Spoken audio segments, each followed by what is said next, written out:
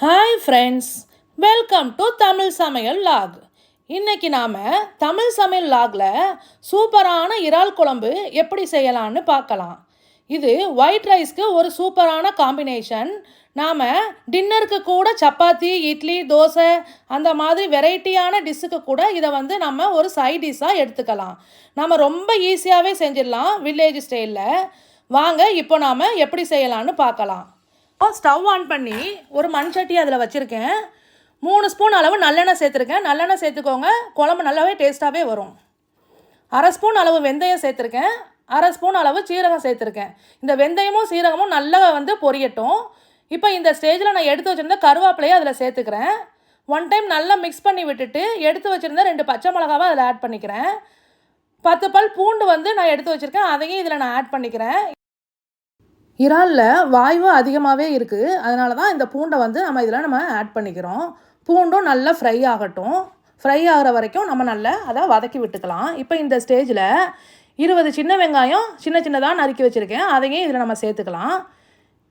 இப்போ இதை நம்ம நல்லா 1 டைம் மிக்ஸ் பண்ணிக்கலாம். வீடியோவை ஸ்கிப் பண்ணாமல் பாருங்கங்க, ஏன்னா இந்த வீடியோக்கு இடையில இறாலில் உள்ள நன்மைகளை பற்றி நான் இதில் தெளிவாக சொல்லியிருக்கேன். இப்போ இந்த ஸ்டேஜில் உப்பு ஆட் பண்ணிக்கலாம். இந்த உப்பை இந்த ஸ்டேஜ்லேயே ஆட் பண்ணுறதுனால இந்த வெங்காயம் நல்லா வதங்கிடும். வெங்காயம் நல்லா வதங்கினா தான் அந்த குழம்புல கொஞ்சம் நரன்னு அந்த வெங்காயம் தென்படாமல் இருக்கும். இது கண்ணாடி பதம் வர்ற வரைக்கும் நம்ம நல்லா வதக்கிக்கலாங்க. வெங்காயம் நல்லா வதங்கினதுக்கப்புறம் நான் ஒரு 3 பெரிய தக்காளியை பேஸ்ட் மாதிரி அரைச்சி வச்சுருக்கேன். அந்த பேஸ்ட்டையும் இதில் நம்ம ஆட் பண்ணிக்கலாம். இதை நம்ம நல்லா அரைச்சி சேர்க்குறதுனால இது சீக்கிரமாகவே குக் ஆகிடும். குழம்புலையும் அங்கங்கே தக்காளி தென்படாது, நமக்கு ஃப்ளேவரும் நல்லாவே கிடைக்கும். இப்போ இதில் 2 ஸ்பூன் அளவு மிளகாய்த்தூளை ஆட் பண்ணியிருக்கேன். அந்த மிளகாய்த்தூளை சேர்த்ததுக்கப்புறம் நல்லா 1 டைம் மிக்ஸ் பண்ணி விட்டுக்கோங்க. கொஞ்சம் நல்லா வேகவும் அந்த எண்ணெயெல்லாம் பிரிஞ்சு வரும். அந்த ஸ்டேஜில் 4 ஸ்பூன் அளவு தனியாத்தூள் சேர்க்குறோம். இந்த தனியாத்தூள் நான் வீட்டிலையே மஞ்சத்தூள் எல்லாம் சேர்த்து ரெடி பண்ணி வச்சுருக்கேன். நீங்கள் வீட்டுத்தூள் இல்லைன்னா கடையில் கூட தனியாத்தூள் வாங்கி அதிலேருந்து 4 ஸ்பூன் சேர்த்துக்கோங்க. ஆனால் அதில் ஒரு 1/4 ஸ்பூன் அளவு மஞ்சத்தூளையும் சேர்த்துக்கோங்க. இப்போது இதை எல்லாத்தையுமே நம்ம 1 டைம் நல்லா மிக்ஸ் பண்ணி விட்டுக்கலாம். வீட்டில் எல்லாருமே கண்டிப்பாக இந்த குழம்பை ட்ரை பண்ணுங்க, ரொம்ப டேஸ்ட்டாக இருக்கும். இப்போ இந்த ஸ்டேஜில் நான் 4 கத்திரிக்காய் நறுக்கி வச்சுருக்கேன், அதையும் இதில் நான் ஆட் பண்ணிக்கிறேன். அதையும் 1 டைம் நம்ம நல்லா கலந்து விட்டுக்கலாம்.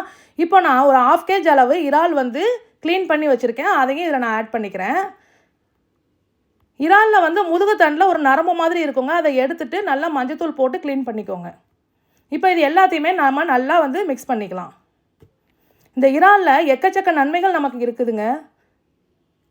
இந்த மாதிரி செஞ்சு கொடுங்க, கண்டிப்பாக உங்கள் குழந்தைங்கள்லேருந்து பெரியவங்க வரைக்கும் எல்லாருமே விரும்பி சாப்பிடுவாங்க. இப்போ இதை நல்லா மிக்ஸ் பண்ணிவிட்டு நான் 2 எலுமிச்சங்காய் அளவு புளியை கரைச்சி வச்சுருந்தேன், அந்த புளி தண்ணியை இதில் வடிகட்டி சேர்த்துக்கலாம். இப்போ 1 டைம் நல்லா இதை நம்ம மிக்ஸ் பண்ணி விட்டுக்கிறோம். இப்போ மூடி போட்டு இதை ஒரு 3 நிமிஷம் அளவு இந்த கத்திரிக்காய் இறால் வேகிற வரைக்கும் விட்டுறலாம். இப்போ மூடியை ஓப்பன் பண்ணி பாருங்கள், நல்லா கொதிக்குது.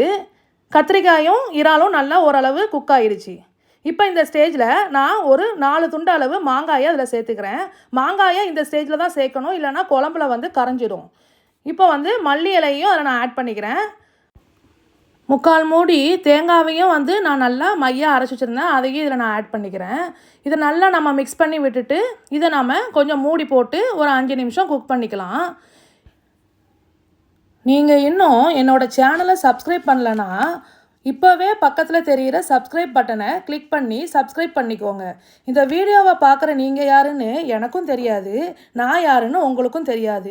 சப்ஸ்கிரைப் பண்ணிங்கன்னா நான் போடுற எல்லா வீடியோஸும் உங்களை சீக்கிரமாகவே ஈஸியாகவே சேர்ந்துடும். இப்போ நாம் மூடியை திறந்து பார்க்கலாம். பாருங்கள், இப்போ குழம்பு நல்லா கொதிச்சிருச்சு. இப்போ இந்த ஸ்டேஜில் ஸ்டவ் ஆஃப் பண்ணிக்கலாம். சுவையான இறால் குழம்பு ரெடி. சாப்பிட்லாம் வாங்க. இறாலில் இருக்கிற நன்மைகளை பற்றி இப்போ நாம் பார்க்கலாமா? இந்த இறாலில் நமக்கு உடம்புக்கு தேவையான எல்லா விதமான ஊட்டச்சத்துக்களும் அதிகமாகவே இருக்குங்க. ப்ரோட்டீன்ஸ் கூட இதில் அதிகமாக இருக்குது. கால்சியமும் விட்டமின் டியும் இதில் அதிகமாக இருக்குது. இந்த கால்சியம் விட்டமின் டி நமக்கு எதுக்கு தேவைப்படுதுன்னா நம்மளோட எலும்புகளை வலுவாக்கும். இது B12 கூட அதிகமாகவே இதில் இருக்குது. ஒமேகா 3 ஃபேட்டி ஆசிட்னு சொல்லுவாங்கள்ல, அது கூட இதில் அதிகமாக இருக்குது. இது நம்மளோட மூளை வளர்ச்சிக்கு முக்கியமான ஒரு நியூட்ரியன்ஸ் ஆகும். இதை வந்து குழந்தைங்களுக்கு வந்து கட்டாயமாக அதிகமாக கொடுங்க. இது மூலியமாக அவங்களோட மெமரி பவர் வந்து ஜாஸ்தி ஆகும். இதில் நோய் எதிர்ப்பு சக்தி அதிகமாக இருக்குங்க. நோய் எதிர்ப்பு சக்திக்கு தேவையான ஜிங்க் வந்து இதில் வந்து அதிகமாகவே நிறைஞ்சிருக்கு. தைராய்டு இம்பேலன்ஸ் பிரச்சனைகள் கூட உங்களுக்கு வந்து வராது. அப்புறம் என்னங்க, இவ்வளோ நன்மை உள்ள இறாலை வந்து வீட்டில் இப்போவே சமைச்சி வீட்டில் உள்ளவங்களுக்கும் கொடுத்துட்டு உங்கள் குழந்தைங்களுக்கும் கொடுத்துட்டு நீங்களும் சாப்பிடுங்க. இன்னும் நீங்கள் என்னோடய சேனலை சப்ஸ்கிரைப் பண்ணலன்னா இப்போவே சப்ஸ்கிரைப் பண்ணுங்கள், லைக் பண்ணுங்கள், உங்கள் ஃப்ரெண்ட்ஸ் அண்ட் ஃபேமிலிக்கு ஷேர் பண்ணுங்கள். உங்களோட கமெண்ட்ஸ் அண்ட் ஃபீட்பேக்ஸை வந்து என்னோடய கமெண்ட் செக்ஷனில் தெரியப்படுத்துங்க. மீண்டும் ஒரு நல்ல ஒரு ரெசிபியோடு உங்களை வந்து நான் சந்திக்கிறேன். Thank you friends. Miss you all.